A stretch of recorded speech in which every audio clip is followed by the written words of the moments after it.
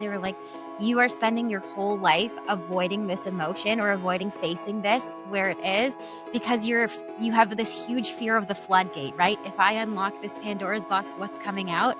And all the guides have always said over and over again, if you allowed yourself to truly feel this feeling, it would be 90 seconds of raw emotion and then it's done. Like, we're not opening up this box of depression where you sink into a depression for months of like 90 seconds and then it's done, right? Let's move on. Meanwhile, you're putting all of your effort and all of your time to avoid just feeling this feeling, right? It's insane that we Yeah. do, but we're so scared of our own emotions. And I'm sure there's a lot of societal reasons for that. But, the more we comfortable for that with them, the more we can heal them, that much faster we elevate, we move on, we become more enlightened, if you will. We were born with it, right? It is not something that you need to get to.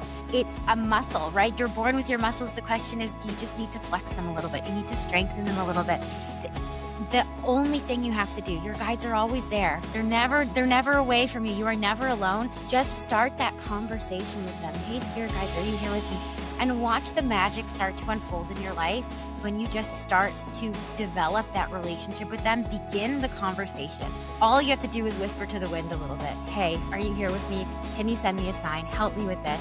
And the synchronicities that will start to line up with it in your life, and the signs and the messages and all of the wonderful things that come through when you just start that conversation are so undeniable. And so, yeah, just a little reminder, the magic's everywhere. You just got to open yourself up to it. In this next session, I had an amazing conversation with Jessica. She used to be a school teacher that never quite felt right, and she eventually had to leave the profession after unfortunately having an accident. And she moved into the spiritual field, which was calling her, and she started dealing with spirit guides. And it was really interesting during our conversation because I felt in myself, I felt this heat throughout the whole conversation. I got hotter and hotter and hotter. And at the end of the conversation, she was telling me how I had a couple of spirit guides sitting on either side of me that were somehow egging me on, and I was feeling it or sensing it as heat. So it was very fascinating. Anyway, I hope you enjoyed the podcast, and let me know in the comments below what you got out of it and if you're on the path of searching and talking with your spirit guides. Let's enjoy.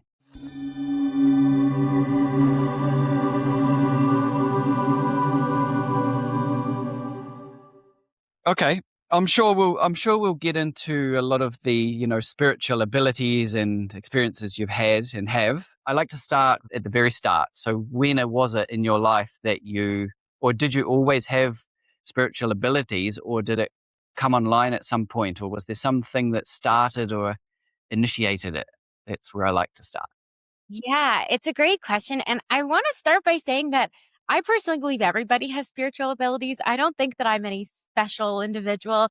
I think there's like this misconception that people who can do what I do, they like came screaming out of the womb with this like magical gift that's only unique to them. And maybe that's how they sensationalize it on TV, right? But this was something that I think was probably always there, as your intuition is for everybody, but I didn't actually actively become aware of it or start to pursue it until my mid 20s. And so, like, looking back now, I can think of certain instances as a child where I would wake up in the middle of the night and see these beings sitting at the end of my bed.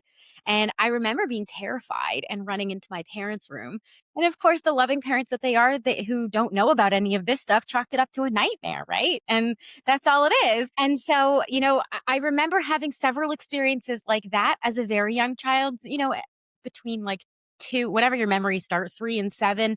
Definitely had a few of those, but they scared me. And so, my parents told me it's a nightmare. And so we kind of shut it down or move away from it and kind of don't experience it again. And so I didn't have any other experiences like that. And it wasn't until I actively pursued this that later in life, when I learned how to connect my spirit guides and I saw those same beings that used to sit at the end of my bed, and I went, I know you. That's who you are. So, yes, I could say it's always been there probably, but was I aware of it or doing anything about it? Not until much later. So then I would say we could skip forward to how did this begin for me? And before becoming a spiritual medium, I was an elementary school teacher. I taught grade 4, grade 7, whatever classroom they put me in. And I never imagined myself doing anything else. I love kids. I loved working with kids, and I really couldn't see myself doing anything different. However, when I started on that journey and I started going through teachers college, and I started having these like niggling feelings of there's something about this career that just doesn't feel aligned for me, doesn't feel right. And I was finding myself ridden with anxiety and just like feeling burnt out and exhausted at the end of the day. More and more, these like whispers were getting louder and louder of like, this isn't for me. This isn't for me. And I don't know what it is. And I was finding that I was more and more disagreeing with the way the school system was. And like, there was a lot of things that just weren't lining up. But here in Canada, teaching is considered a really amazing job. It's got all the benefits. You get paid really well. It's hard to get. And so I was such a people pleaser. I wanted to please my family, and they were like, keep going. This is a good job. Just keep doing it. And, this is where I say that like your spirit guides are at work and they're working in the background, whether you're aware of them or not. And they're going to create circumstances that are going to push you into alignment if you're listening or if you're not listening. And that was very much for me. And so they start with whispers, right? That little gut feeling, maybe this isn't right. And then the circumstances get more prevalent, right? And so then for me it was, a difficult colleague that shared a classroom with me one year. Then the next year a really difficult class with like so many behaviors, right? And just more and more going, this can't be my life for the next 30 years. And then, finally having a principal who's breathing down everybody's throat. And so finally, in my last year of teaching, I was miserable, exhausted, getting sick every 3 weeks on the dot. And you could like mark it on a calendar. Like, Justin's going to get sick in 3 weeks. And I kept chalking it up to I work with kids, right? That's what happens. And I was driving to work one day. It was a particularly snowy day. Honestly, dreading having to go to school that day, just like hating life. And my car spun out on some black ice. So the car went spinning and my car slammed into a snowbank, a frozen snowbank. The whole right door of my car came off. That's how hard I hit it. I got myself a nice kick. And so, the car was totaled, had to get towed. And the doctor was like, you cannot be at work right now. You need to stay away from screens. You need to recover from this concussion. And so I took the time off. And honestly, I remember being so relieved that I had a couple of weeks off of work, that like I didn't have to go to school. So probably my first wake up call was this concussion. And it just so happened that this concussion happened right before the Christmas break, the winter break. And I recovered from my injury and then had a couple more weeks and got approved to go skiing and went skiing with my husband and some friends. I was wearing rental skis and I was ready to go back to work the next day. So I was skiing down a hill and I fell in a weird way, but my skis never detached from my boots. So I went one way, but my feet went the other, just tore my knee into pieces. Everything tore. ACL, LCL, MCL, it all just tore apart. And so HR calls me, that evening and says, "Okay, you ready to come back to work? How's your concussion?" Well, actually, I'm on crutches now. And they went, "Oh my goodness, you just had a concussion.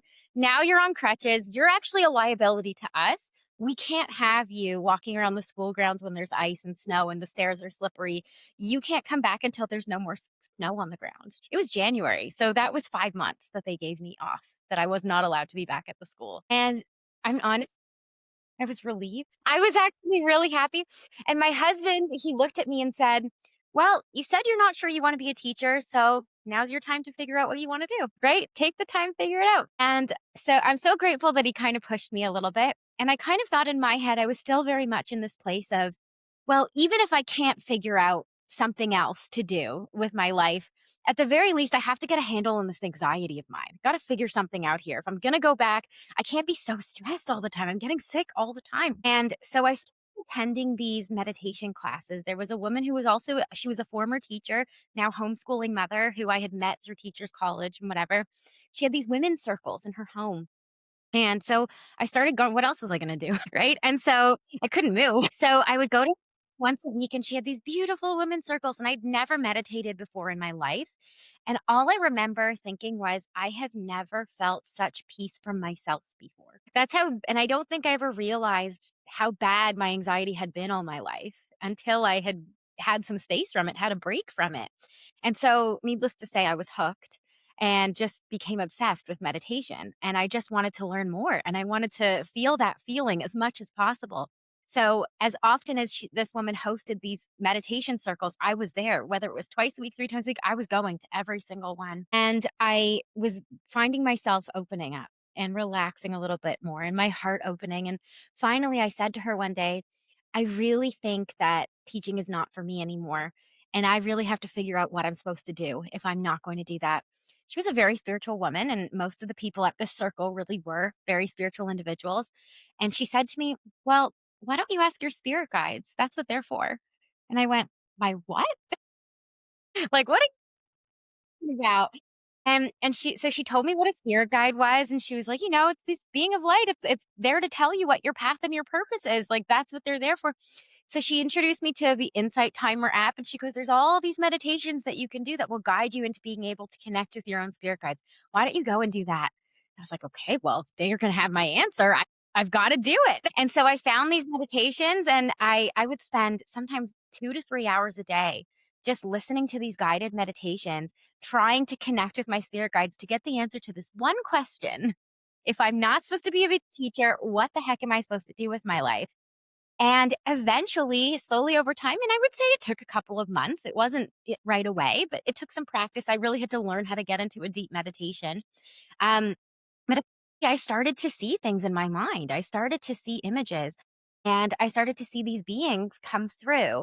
And one looked like a grandmother, but I knew she wasn't my grandmother. All of mine were alive, right? And it wasn't a great grandmother. I'd seen pictures of them. Like it didn't look like anybody I knew. It's like, this has got to be something. And they started to send me images in my mind. Like, if I'm not supposed to be a teacher, send me a sign. And they would send me an image. I remember the first one that just knocked me off my feet. The first image they sent me was a lion. I went, what the heck does that mean? Like, am I supposed to be a teacher or not? Right? Sent me a lion. And I went to a friend's house the next day, and her little 4-year-old son, the second I walked in, he grabbed me by the hand and said, "Jessica, Jessica, I have to show you something." Pulled me up the stairs uh, onto the second floor. He shows me a little lion figurine, like just sitting there at the top of the stairs. And I went, whoa. Like, I just saw that in my meditation yesterday. And I went to him, and I looked at him and I said, "Oh, why did you want to show me that?" And he got all embarrassed and went, "I don't know," and walked away. And I went, "Oh my God, my guides are talking to me, right? I'm starting through to the get, little boy. yeah." And when I finally solidified it was when there was one woman at these meditation circles, and she claimed to be a reflexologist. That's what she said she did. What she didn't advertise is that she was actually a medium and a channel, and she worked on people who had anxiety. So I took my husband with me and we went to go see her. I was like, "If you can help me with this anxiety thing, I would be so thrilled." And so she had my husband go first, and he was like, "You're coming in the room with me because, like, I don't know what this woo woo stuff is that you're into. Like, I'm nervous. You stay here." So she put him out on the massage table, and she starts working on his feet and, doing like kind of some energy healing work. Then she calls in all these beings of light. And I'm just sitting there on the floor, kind of enjoying the music, meditating a little, right? Just enjoying the peace.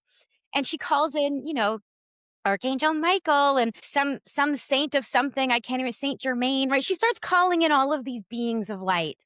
And I'm sitting there and I see them come into the room. And I see the colors come in, and I see these like things, something that looked like an angel, something like this. And my jaw hit the floor because I went, "Oh my God, like what am I seeing Like right?" like mine right now.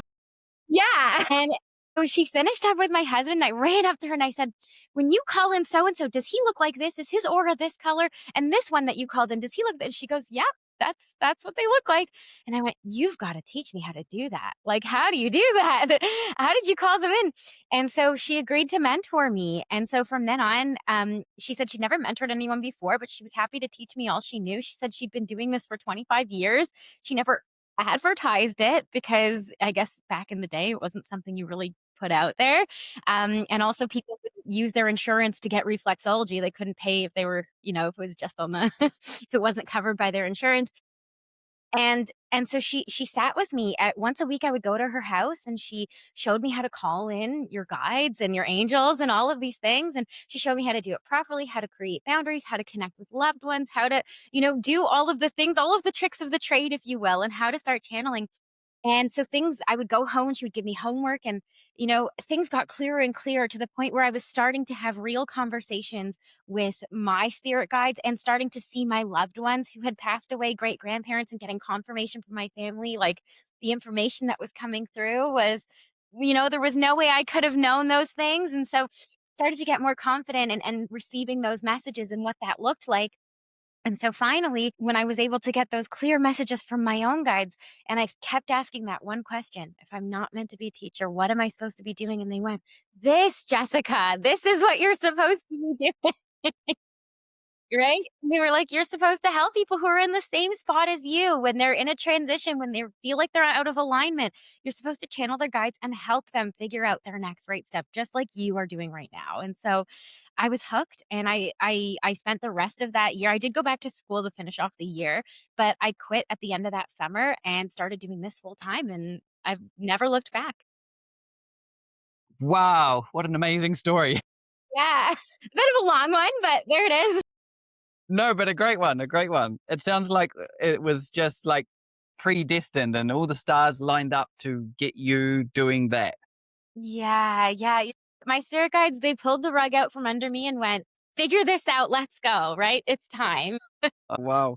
So did that lady as you said, that lady, she taught you all of the tricks of the trade as such, but Yeah. I imagine through doing that, there must be a certain amount of kind of also you've also gotta figure it yourself, do you?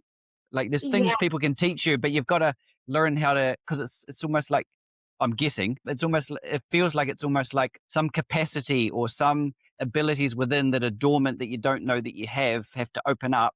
So, there's only one way to do that. You can learn from somebody, but you've gotta actually do it, sort of. exactly, and a lot of my learning did come from practicing, and that is what I say to everybody, like, you're not gonna be able to do it, and the biggest roadblock, honestly, to developing your intuition is not so much having all of the practical tools, although they can be helpful, it's actually learning to trust yourself and trust that the information that's coming through you didn't make up, and so she even told me, she was like, "I can only take you so far, the rest has to come from you practicing and learning to trust what is coming through." And of course, there was definitely some holes in this things that she shared with me because, she had her very own way of channeling, and I had to figure out my very own way of channeling and my specific sort of protocol and way to connect. And I definitely also dove deep into all of the books and listened to all of the podcasts and, you know, pulled different things from different teachers to put together what is my sort of ritual, if you will, to connect to my guide. So it did take some trial and error for sure.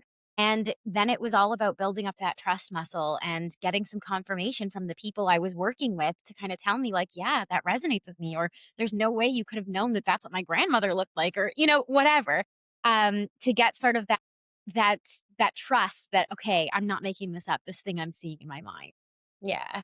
Yeah, yeah, it's, like, almost getting that external validation of, like, this is impossible for you to just make up some random thing, you know?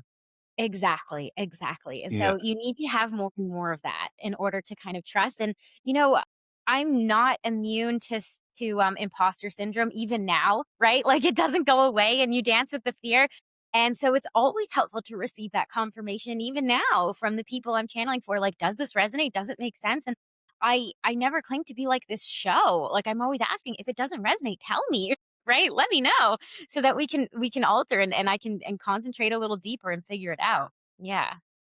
Yeah, yeah, yeah. Wow.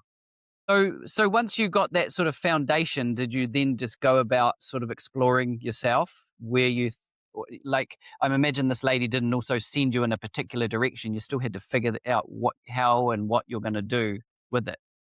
Yeah, yeah, and that also came a lot from connecting with my own guides and giving me those answers as well. And so, yeah, there I and for me, I was addicted. Like, I just loved the sensation of meditating, and I loved being able to call down these guides. And I had to sort of figure out for myself, like, did I want to be connecting with loved ones and being a medium, or did I want to be a channel and connecting to spirit guides? And I had to navigate that and kind of figure it out. I learned pretty quickly I didn't enjoy doing mediumship. I can do it, but it's not my favorite. And I also had to figure out sort of what what was my purpose, if that makes sense. Why was I doing this, right? It's cool that I could connect, but what did I feel like was going to be helpful? And so yeah, I did have to do some navigating, and I definitely joined a bunch of Facebook groups of people who are practicing their intuitive abilities and would just literally post in there and just say, I need some guinea pigs. Who wants to be my free guinea pig? I need a channel. I need to practice, right? And just finding as many as I could. Before I even started charging people, I would just do it for free as often as possible till I figured it out, until I figured out what it is I wanted to do and how I wanted to do it. And I started to notice patterns that every time I channeled for somebody, I very easily connected to their guides, and their spirit guides is what came through the most dominantly, right, or predominantly, and their guide was always telling me sort of the same things in the same order, right? This is your path and your purpose. Here's your past life with unfinished business. This is why this is your path and your purpose, right? And then here's your next right steps, right? And they would always tell me like, you got to start this business or you've got to do this. And, they it was so it was the pattern started to emerge and I started to realize like, oh, this is how I'm doing what I'm doing. And this is how the guides work with me and work with you essentially. Yeah. Wow. And so just as maybe throw us some examples, like when they give advice or direction to somebody about start a business, like you said, or whatever it might be, is it really specific, or is it just a sort of head in the direction of doing your own business, or is it saying exactly what to do? Like, Oh, how no. specific is Spirit it? guides are so specific to the point where they'll say, "You need to start a podcast. Here's the name. Here's your first 5 episodes." Wow. They're really, really specific. Of course, if you want the broader picture, they'll give that to you too. The way I see it is it kind of presents it as like an upside down triangle. And so I would say like a typical session, if you will, if somebody comes to me and they're like, I just want to know like what's my path and what's my purpose. I feel misaligned. I'm not happy where I am. I need to figure things out kind of a thing. We'll call their guides in and the first thing their guide will typically do is show them the overarching theme of where they're at in their life. And so maybe they're walking through a particularly challenging season, or maybe there's a season of rest that they need to be walking through because they're so burnt out, right? Their guide will kind of offer them some tips for the present moment of like, this is what's going on right now. Here's how to support yourself in the present moment, right? And then from there, we'll usually typically ask, like, what's my path? What's my purpose? And what they will often do is show me a very, very elaborate explanation of a previous life. And this previous life, right? And most of us are old souls. Most of us have had many, many, many past lives, but they will show me the one past life that is most affecting our path and our purpose in this life. So there's some unfinished business from a particular one that's lending itself to why I came back again. um, we'll look at this past life and it plays out like a movie in my mind and I'll describe it to them. They'll say when the life was, they'll say where the life was, they'll tell me all the circumstances of the life, and they'll tell me what are the major events that are lending itself to unfinished business for you in this lifetime. So I'll give you an example. If there was I'm trying to think of, like, there was a client I had even just the other day, and his past life was that he was this merchant, right? And he spent all of this time kind of, like, building his way up, finding all of the uncovered jewels from all over the world, and he traveled, and he ended up being, like, the what's it called? Like, the well-trusted merchant to many, many, powerful leaders, right? And he would be the one who would uncover the cool jewels and the cool spices and the cool gems from all these different places and present them to these leaders who wanted to have all of the best of the best. And they kind of go, okay, well, what's your unfinished business? Sounds like he was very, fortunate and successful in his past life. Well, in that lifetime, he never had a family. He was focused so much on business. And in that lifetime, he never got much deeper than acquiring physical things, right? It was all about the 3D and it was all about the things. And so his guide said, well, in this lifetime, you still very much have an entrepreneurial spirit.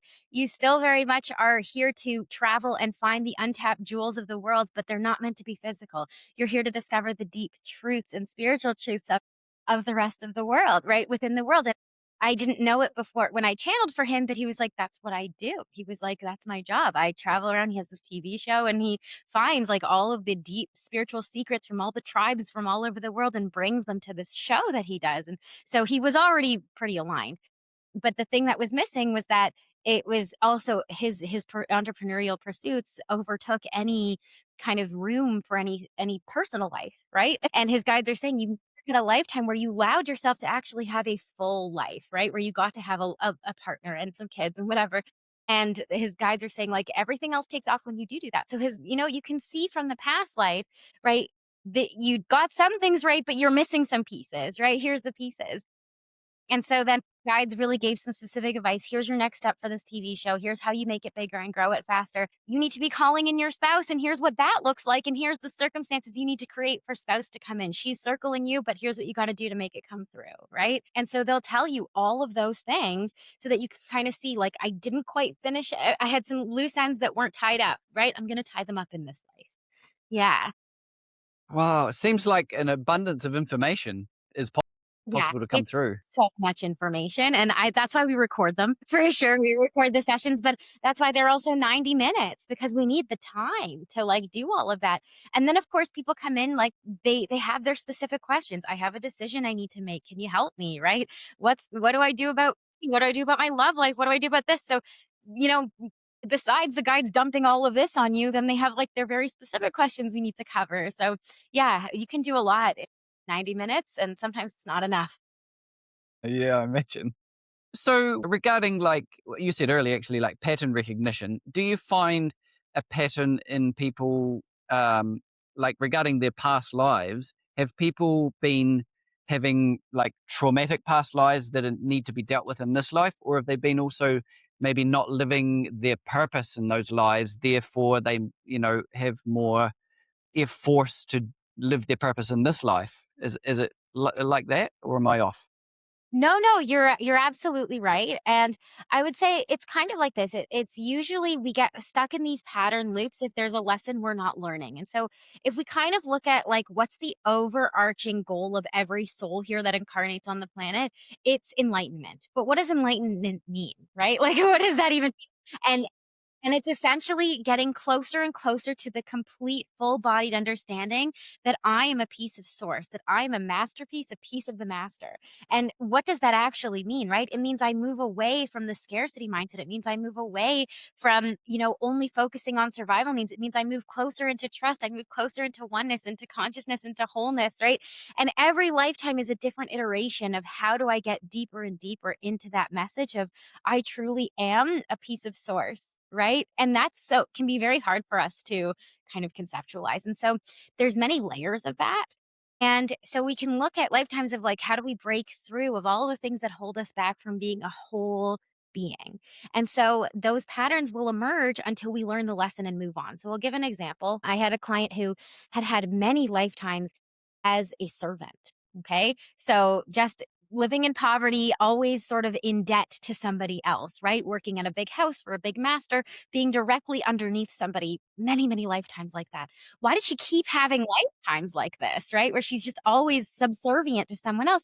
And that same pattern continued to emerge in this lifetime. And the pattern shows up more than once in the same lifetime as well. So she kept finding herself in relationships where she was being controlled, right? Very, very controlling mother, right? Who just, that's a whole other situation, right? Finally break free from that only to find herself in a very controlling work situation where her boss just walked all over her, right? Then to find herself in a relationship where right? So the pattern keeps showing up and like it's there because she's there to break it. And this lifetime for her was all about speaking up for herself, not allowing people to walk all over her, actually advocating for herself. And then the next piece becomes once I learn that for myself, how do I pass that along to the souls who are a few steps behind me, right? And so not only did she learn how to do it for herself, then she started to coach other women. How do we speak up for ourselves? How do we advocate for ourselves? How do we ask our partners for what we actually need and want without feeling so guilty about it, right? All of those things. And so the pattern shows up in lifetimes and also shows up multiple times in your life until you really heal it. Till you really move on.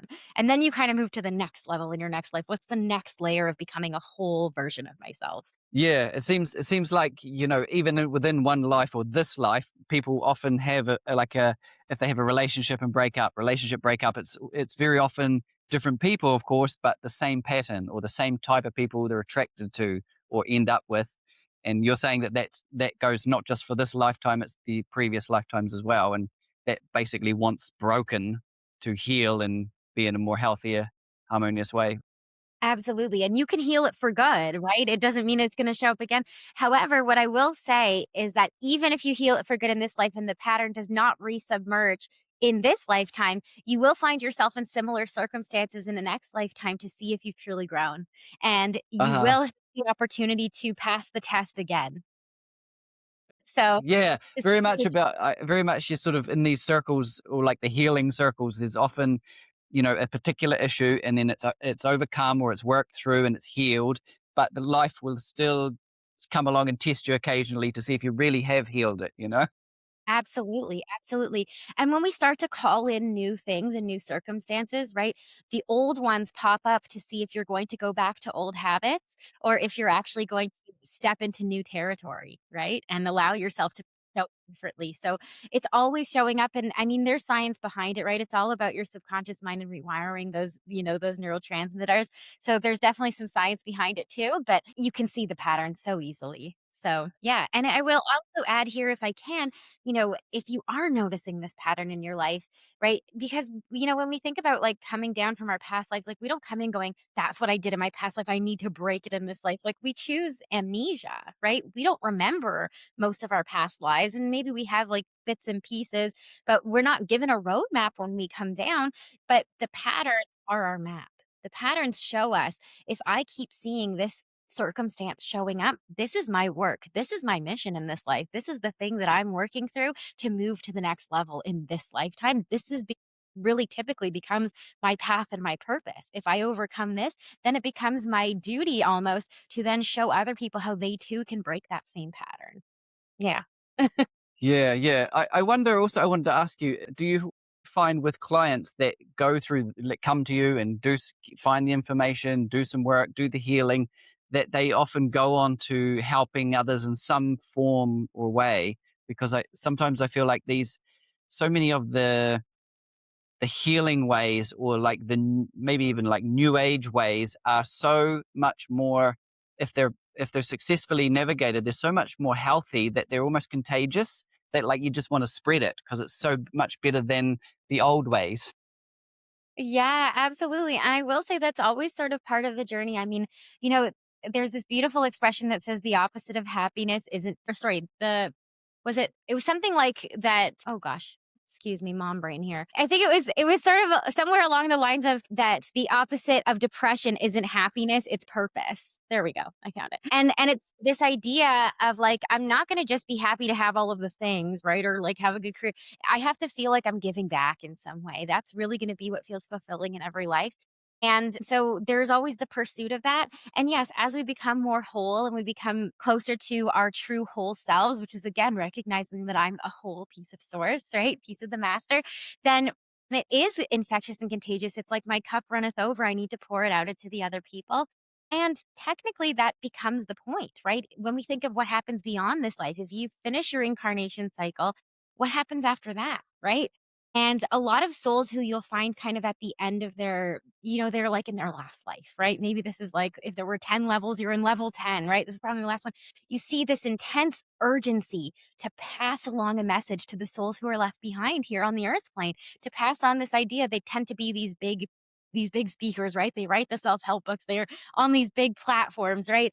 And it's like I'm going to give you the tools that I figured out for myself so that you too can elevate.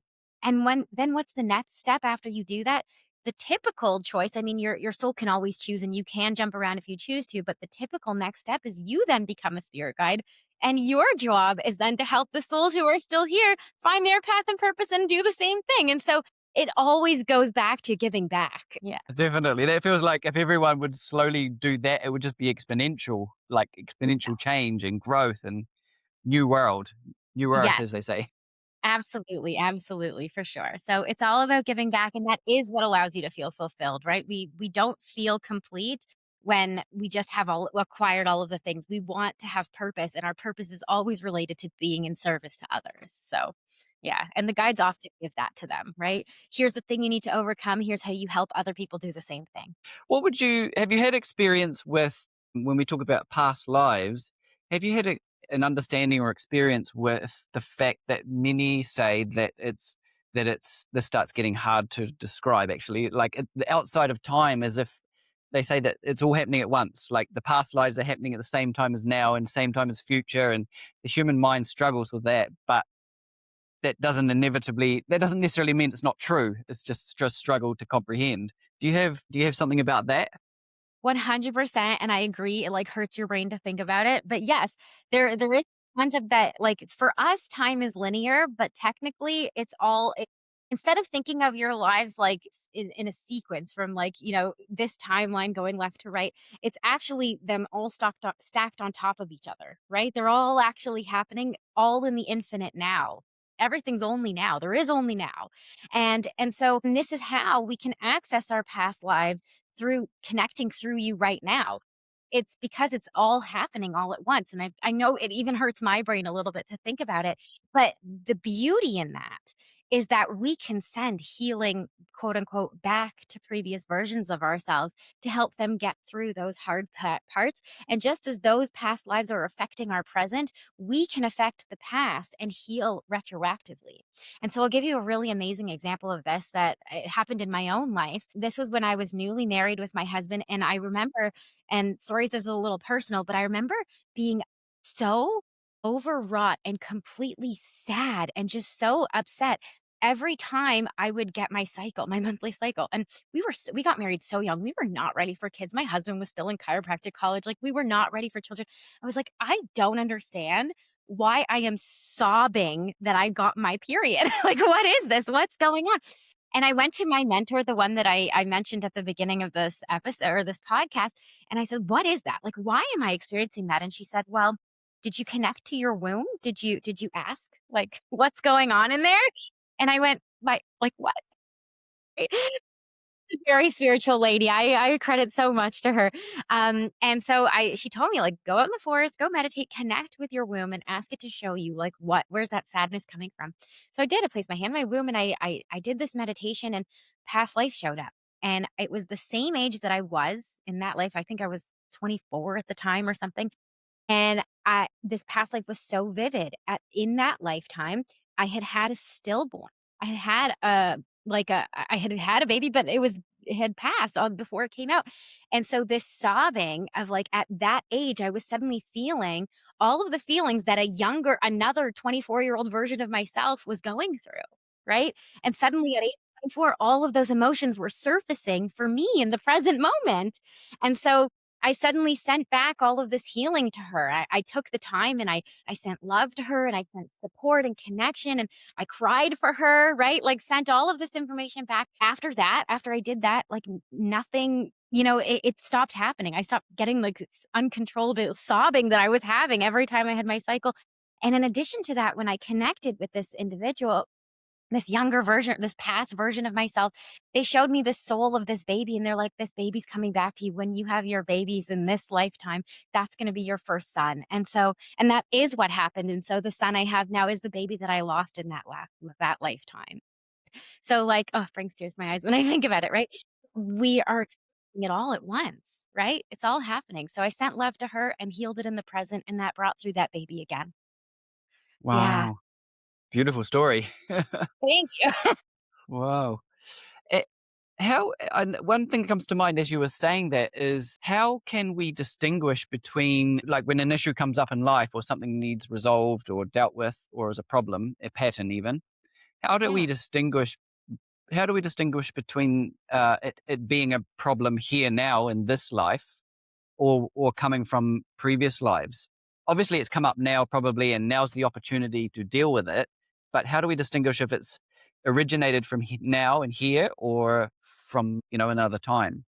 Yeah. Yeah. Typically, it will pop up as unexplained, right? Like an unexplained fear, an unexplained emotion.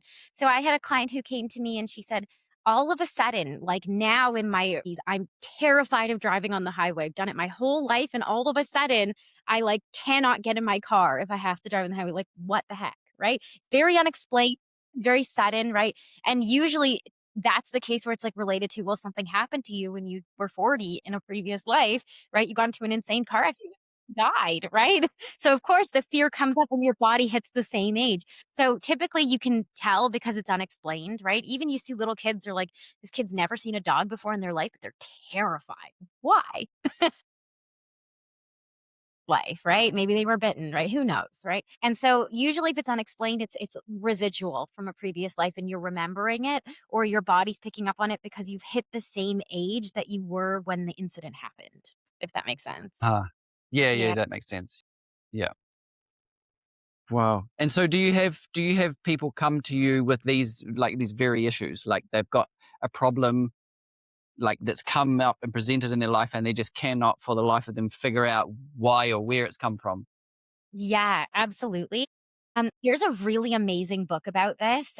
There's this, he's an incredible hypnotherapist and also psychologist. His name is Brian L. Weiss, and he wrote a book called Many Lives, Many Masters. Have you heard of that book? I've heard the name, yes, but I haven't read it.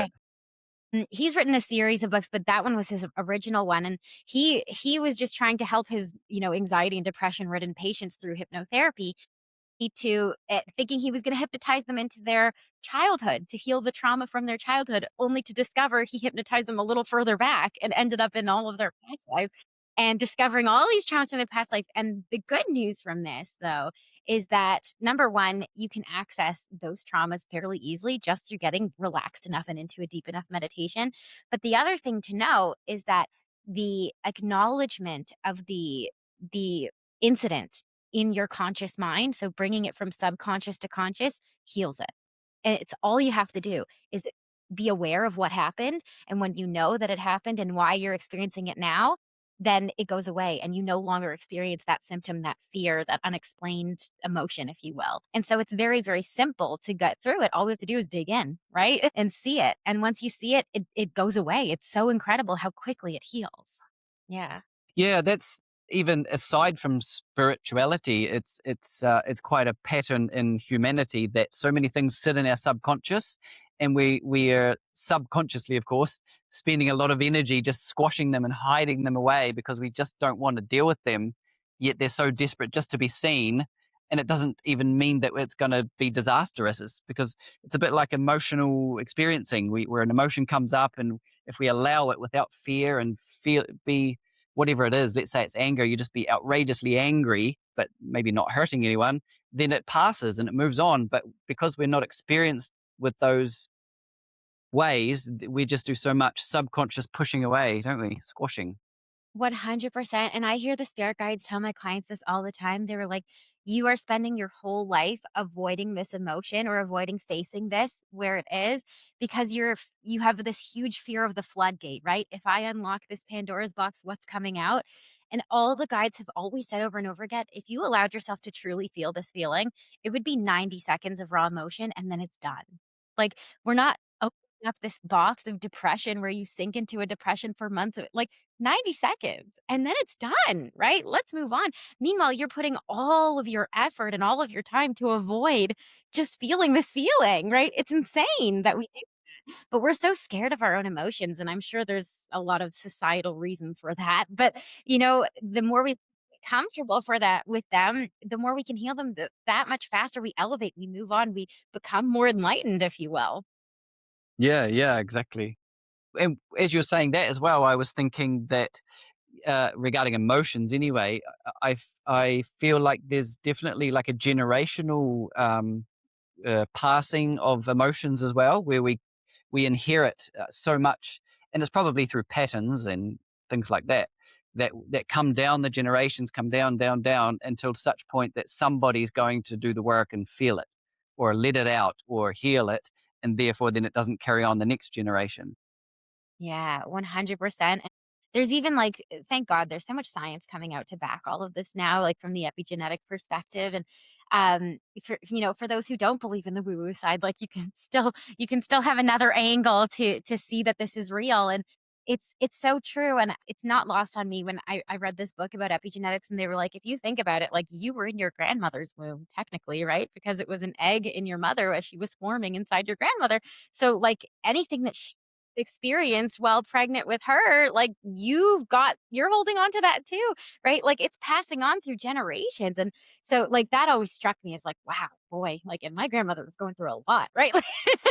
So like now it's in my body, but even if we go further back, like those things do get passed on. So yeah, it's crazy to think like there are these layers that of course they come from our own past experiences, our own past lives, but then we're also taking on like the trauma that our family and generations behind us have taken on. And then, how many of us, typically the older souls, right? The ones who are not afraid of it to go bravely forward and say, guess I'm going to be the one to break all these patterns, right? I'm going to be the one to go forward and feel the feelings and not avoid them. And you have a choice. Either you feel the feelings and you deeply heal it, or you choose your pattern of numbing, right? And what is the thing that I do to avoid, right? And whether that and it's your vice, right? Am I going to gonna be my phone? Am I gonna right? What's the thing that I choose to check out? Or am I gonna be the one who bravely goes forward and says, I'm gonna feel that 90 seconds of feeling and move on? Yeah, Yeah. exactly, exactly. Yeah. Wow. So the guides, are they often giving, like, I know somebody comes to you for they have probably some specifics and then maybe a bigger, broader picture as well that they're wanting to know. Do the guides, do they bring information that is maybe even not wanted by the client? Because so many of, I'm sort of referring to the fact I was just mentioning how so much in our subconscious is squashed or hidden or wanting to be not confronted, and that's often our biggest problems and where our biggest healings can be. Do the guides sometimes just highlight exactly what needs to be highlighted, even though the client is not really wanting that? Because that's, you know what I mean? Like, the thing often Yeah. that we absolutely need to do is the thing we're putting the most energy into avoiding. Yeah, no, 100%. And I will say this, your guides won't tell you anything you're not ready for.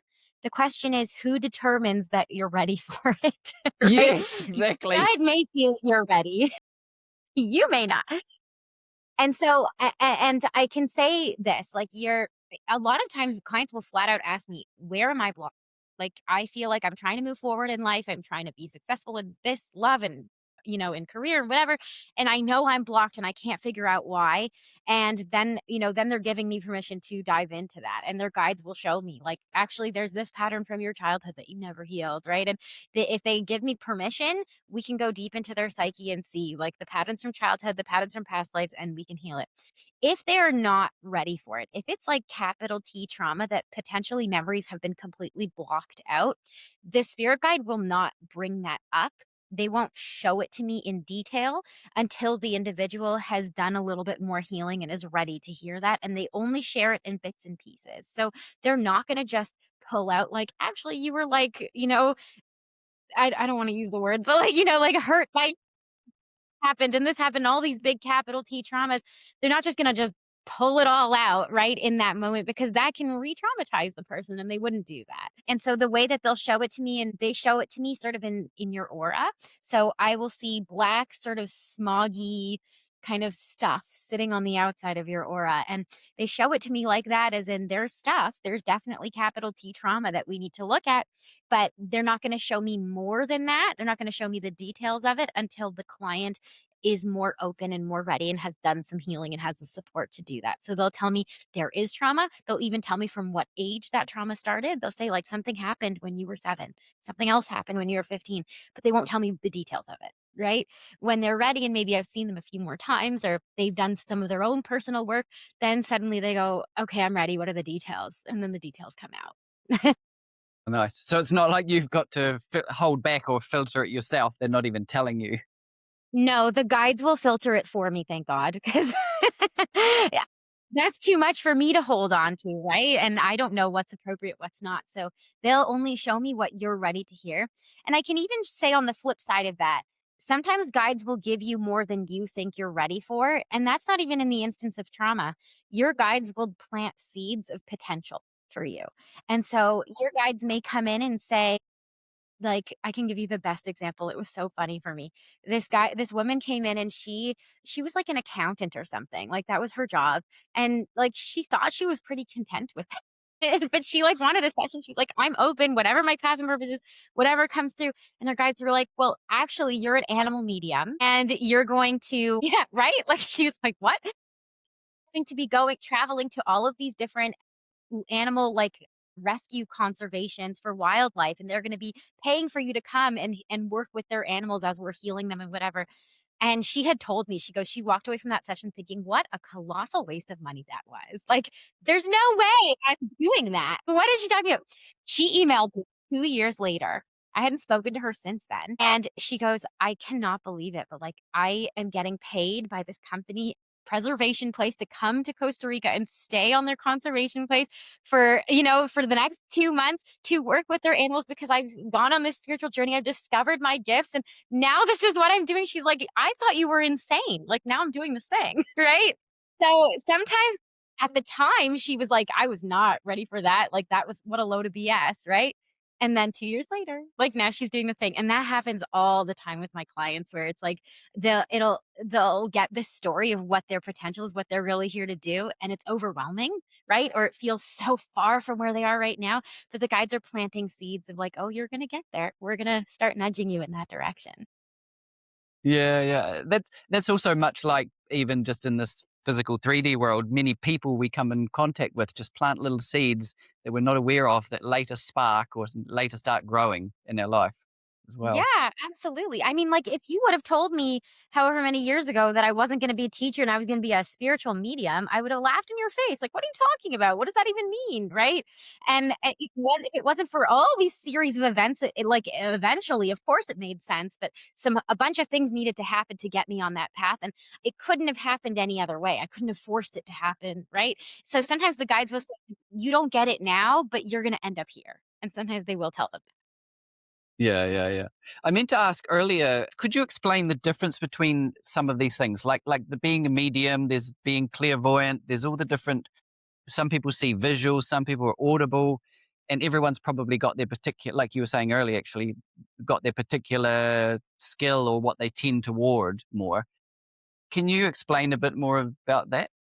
Yeah, yeah. So I was recently corrected. I was being interviewed on a podcast, and she said, "Jessica, you're not a medium. You're a channel, and you're using the wrong word." And I said, oh, okay. So I also always stand to be corrected.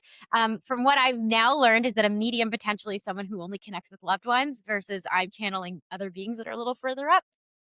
Uh, Potentially, there's a difference there. In my opinion, once you connect to your intuition, you have access to all of it, so it doesn't really matter what you call it. But I do wanna say, yes, the clairs that you're referring to, clairvoyance, clairaudience, claircognizance, the inner knowing, all of those different things are touch points. They're the ways in which your guides or these beautiful beings of light are going to transmit information to you, and they're always going to transmit it into the way that you are most going to understand it. So think about the type of learner that you are. If you need to see it to understand it, then way more likely your guides are going to give you visuals rather than talk to you, because it's going to register faster. You're going to understand it better. If it needs to be explained to you, then you're more likely going to hear it, right? Because you need those words. So there's one that we all sort of tend to have more predominantly, one that's the strongest for us, right? So for me, it's clairvoyance. I see the strongest. I'm very visual. I need to see it. However, all of the other ones we still have access to. We just have to work to strengthen them a little bit. And you get the clear message when you are seeing and hearing and knowing and speaking, right? Like when all of the things are coming through at once, just like you and I are having a conversation, right? You're seeing me, you're hearing me, you're getting my facial expressions, right? There's physical, right? There's other energy that we're picking up on. Maybe you're getting chills on your body, right? All of that input gives us a much rounder and healthier and broader picture of the information that's being passed along between us, right? And so the that we can develop and strengthen, the bigger and easier and clearer that message is. So it's a great place to start. It's to start with, which one do I experience strongest, right? And if you want, I can go through what each of them mean. They're essentially related to all of the senses: seeing, hearing, feeling, touching, smelling, right? All of those, right? Put a clair in front of them, clair, clairvoyance, clairtangence. And so if you're trying to connect with your intuition and you are thinking that you're only going to see because that's what it means to connect, right? But you're actually clairaudient, you're going to think that you're not connecting because you're looking in the wrong place. Right? So you have to think, which is the one that I connect to strongest, and it's always gonna be related to how do I receive information best, right? In a regular setting when I'm talking to humans, right? And once I figure that out, then I can work to sort of turn up the other ones, turn up the volume on the other ones so that I'm not guessing, right? And there's a really easy way to do this. You ask your guides to help you. You say, "Hey, spirit guides, please reactivate and strengthen my seeing gifts, my hearing gifts, my feeling gifts, my knowing," right? And then you picture a little volume dial, right? And you ask them to turn up the volume by and pick a percentage, 50%, 100%, 150%, right? Whatever, until you actually hear them a little better. And then you ask them a question, any question. Typically, I recommend asking a question that you don't have a strong connection to the outcome, something simple like, "What should I have for dinner tonight?" rather than like, "Do I go out with this person?" Right? Like something that I'm too connected to will be harder to hear the answer to because we have the answers we want versus the answers that are needing to come through. So, should my friend go to this party tonight is a great one. Ask for somebody else, right? Instead of something for my and then say, "Can you please make it so I can hear you? Can you please make it so I can see you too?" Right? Ask your guides to work with you. They want to work with you. They want the information to come through more clearly for you so that you can get the messages clearer. It makes their job easier too. Yeah. Uh-huh. So it's about asking for specifics, I suppose.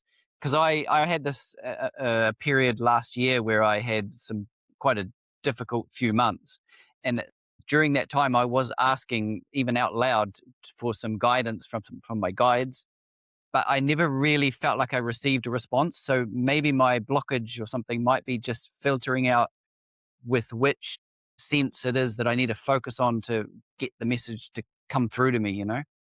Well, let me ask you this because there's a couple of steps before you're asking your guides out loud that you've got to do before you even call them in. The one thing that Okay. I Okay. always recommend is like you've got to do something to get out of your head and into your body. Were you relaxed enough to receive the information? If you were just like doing your regular day, that you sat there and went, "Hey, spirit guides, what do I do about this?" Nothing's gonna come through. You're not in the right mindset. You're not in a good spot. So you have to do something to kind of relax your mind enough, relax your body enough. And, of course, I'm going to advocate for meditation. I definitely think it's one of the most effective ways to do that. Go on Insight Timer, find a guided meditation that's just going to relax. Doesn't matter which one, right? Just to relax you and to get in. Or you can take 5 deep breaths, right? You just have to start focusing away from the daily to do list and go inward just a little bit more and go a little bit deeper. And you have to figure out to what degree of effort do I have to put into that piece, right? So for some people, 5 deep breaths is enough, and then they can out loud call their guides in. For me, it's 5 deep breaths plus a meditation before I can feel that connection. So you have to figure out what your process is. For some people, if you're not a meditator, that's okay. A lot of people find that physical activity can be the thing that's going to relax their body enough and their mind enough to come in. Go for a run, go for a swim, do something mundane enough that your mind can wander. Go for a walk without any headphones in, and then call your guides in so that your brain is kind of on autopilot, right? And your body's just, or sorry, your body's on autopilot, just moving and walking along, but your mind is open and can wander. So you have to sort of find like, what is the rhythmic thing I have to do in order to get those guides to come in, right? It could be as simple as folding laundry or washing dishes, right? It doesn't have to be that I'm out for a run, but it could be more helpful. So you do something like that. And then, yes, you were absolutely right. You do have to speak to your guides out loud. You do, especially when you're in the beginning. And there's something to be said about telepathic communication when you're much more advanced. In the beginning, when you're just trying to connect, call them in, use your words. Spirit guides, are you here with me? Spirit guides, I invite you. You could do the whole long list that I do. I'm inviting all of my spirit guides, loved ones, ascended masters, angels, archangels. But it's enough to just say, "Hey, spirit guides, are you here with me?" Right? And then the one thing I like to do, but that before I even start asking for questions, is this is what I call my channeling insurance policy. Okay. Which is because we second guess ourselves so much, right? The biggest barrier to entry is trust, right? Am I seeing the thing I think I'm seeing in my mind? So I'm going to ask my guides, please send me a physical sensation through my body so that I know that you are here with me. And then your guides will send you a sensation. For me, it kind of feels like tingling and warmth, and it kind of feels like somebody's going like this to my hands. Like somebody's moving them back and forth. That's what it feels like. For some people, it feels like pressure or tingling in their third eye. I've had other clients who tell me it's like someone's like petting them or tickling their face, right? Some people feel like it's like extra warmth on their chest, right? Something, right? And you can even ask your guides, use that volume dial, turn up the volume so I feel the sensation really strong, right? And keep asking them, turn it up. So then anytime I say, "Hey, spirit guides, are you here with me?" I'll look for that sensation. Are my hands going like this? Yeah. Okay. They're here. They're here. I called them in and I feel them. Now I can go and ask my question, right? And then anything that comes through in that context, right? In the context of I relaxed my body, I called in my guides. As soon as you call them in, they're there. They're always with you. So as soon as you actively ask them to join you, they're here. Now in that context, that comes through in my mind, the vision that I see, the sounds that I hear, whatever it is, anything that comes through is channeled. And I'm going to let you in on a little secret.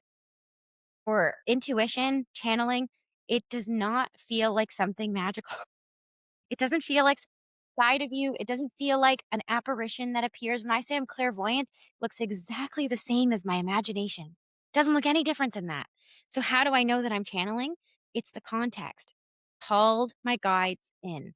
Now, anything I see in my imagination from that point forward is a channeled message from my guides. Anything I hear in my mind, that voice in the back of my head, and I'm thinking, was it me or was it my guide? But I called my guides in. I'm feeling that sensation. It's coming from my guides, even though it sounds like my own voice inside my head, right? So we have to move away from this idea that it's something outside of ourselves. It's going to feel like your experience of your own thoughts inside your own head. The question is, what's the context? Did I call my guides in? Do I feel them there? There are some very little distinctions that we can talk about, right? Like I would say when I see it in my imagination, right, through channeling, it definitely looks a little bit more like a hologram. It's definitely more shimmery than maybe my own imagination.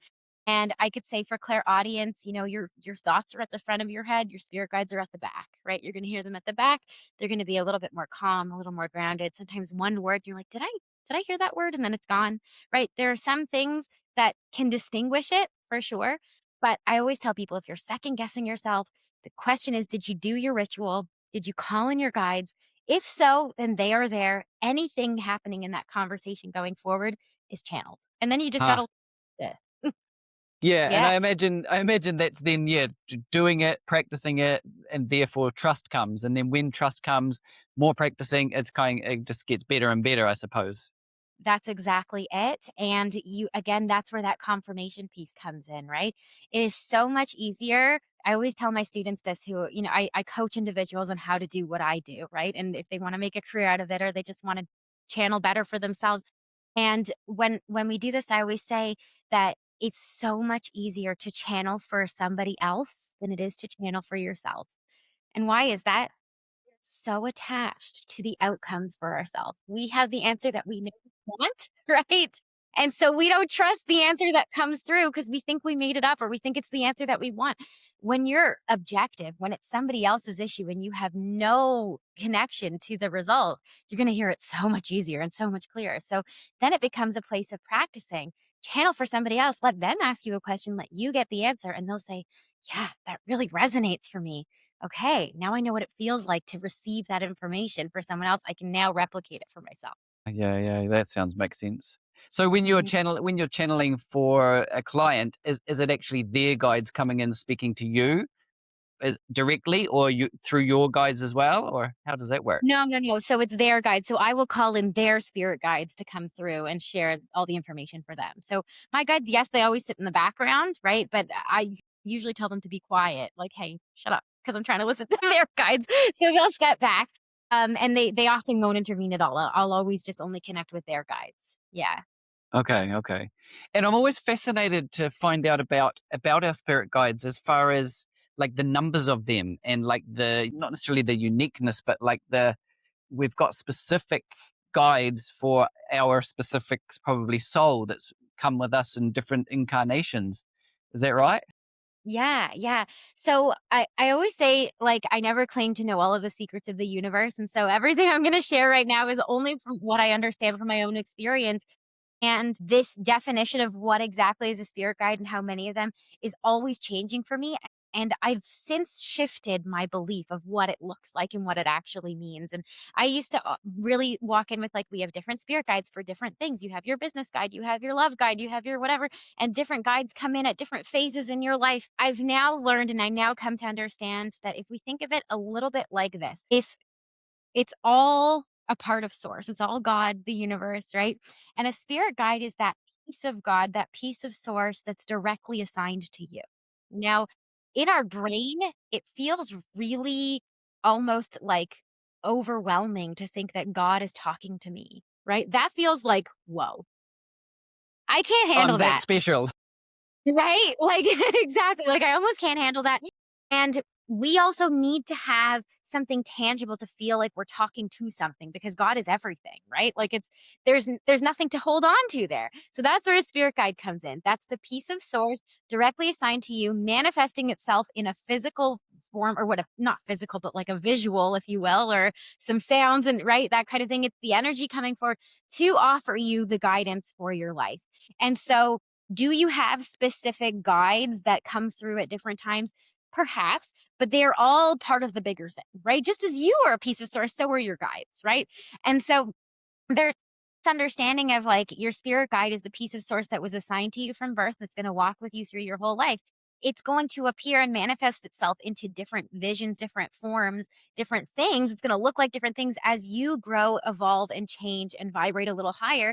The messages need to come through differently. And so the way that a guide shows up, I always tell people like sometimes they look like people, sometimes they look like these wacky fairy tale like creatures. Why?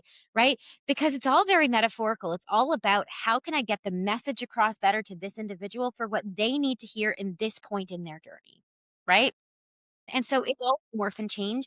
However, there's this other piece, right, where people ask, like, where did my guide come from? Were they ever with me in a previous life?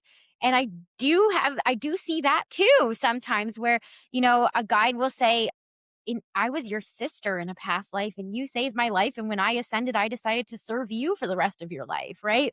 Or for your next life going forward. And so, again, there's like these pieces of source that still have some individuality like we do, if that makes sense. So, yeah, I guess I can't really answer the question like, how many guides do we have? I don't know that it's anything more than just like it's all under this one big umbrella.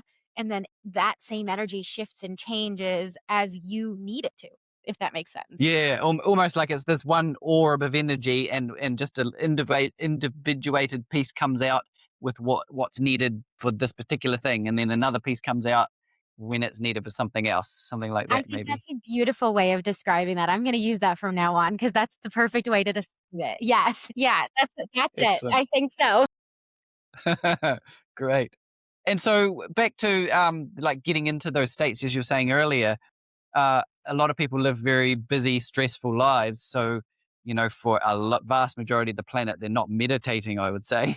But that's exactly the types of states of being that are needed to be able to get, channeled information or information like this, or to get ourselves into those states where we can receive and not live in these fight or flight, stressful modern lives. Yeah, I would say so. I think especially in today's day and age where distraction is like the norm, right? Like there no ever away from their phone for a moment. Do you have to meditate? No. Can you go for a walk without your headphones in? Yeah, and downloads will come through even if you're not actively doing a meditation. How can you create spaces of quiet in your mind so that those intuitive downloads can hit you? Everybody says they get their best ideas in the shower. It's like the one time you're not plugged into something, right? And that's why it finally comes through. So the more pockets of quiet that you can cultivate in your life, the more likely you're going to have your intuition, your guides sending you messages throughout the day. And so it's more about cultivating those pieces. And yes, of course, the messages are much stronger and clearer the deeper meditative state you go and the quieter you get. But if you're wanting to be receiving those downloads throughout the day, create more pockets of quiet where you're not distracted and they'll come through without effort. Yeah, yeah, yeah. Yeah. So you're offering one-on-one private sessions with clients, and you're also offering teaching, right? Yes, yes. So, if you want me to channel your guides for you, then I do offer, 90-minute sessions and 45-minute sessions. And just for you guys, I've got a coupon code so they can use the code podcast20 to get 20% off of that. We can channel your guides together. If you're wanting to take it one step further and you're like, I don't want you to just channel my guides for me. I want to channel my guides for me. I want to learn how to do that for myself and for others. Then I do private one-on-one intuitive coaching. And you guys can get $500 off for that to get started with me, and that's using the code podcast500 from my website. So both things are available, and yeah, I look forward to working with whoever's interested. Excellent, excellent. We'll put those links in the video below so everyone's got them. Is Yeah. there any final thing you'd like to leave us with, or anything that we've missed that you'd like to mention? Sure. I mean, I would love to share or just even remind everyone that your intuition is always with you. You were born with it, right? It is not something that you need to get to.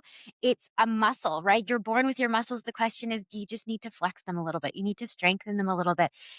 D The only thing you have to do your guides are always there. They're never away from you. You are never alone. Just start that conversation with them. "Hey, spirit guides, are you here with me?" And watch the magic start to unfold in your life when you just start to develop that relationship with them. Begin the conversation. all you have to do is whisper to the wind a little bit. Hey, are you here with me? Can you send me a sign? Help me with this. And the synchronicities that will start to line up with it in your life and the signs and the messages and all of the wonderful things that come through when you just start that conversation are so undeniable. And so, yeah, just a little reminder the magic's everywhere. You just got to open yourself up to it.